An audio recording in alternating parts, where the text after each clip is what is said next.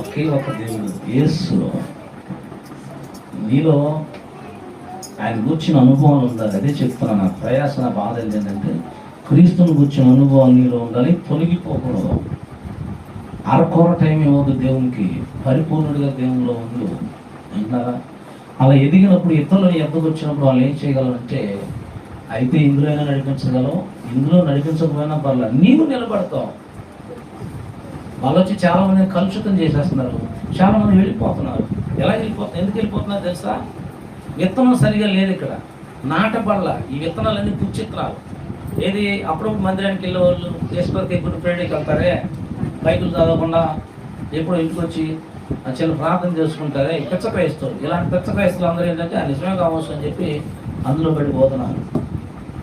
ఇంకా యేసు ప్రభు తప్ప మార్గం లోపం లేదు ప్రియమైన వాళ్ళ. హల్లెలూయా. కనుక ఆయనలో నిలబడాలంటే నీకు ఏముండాలి?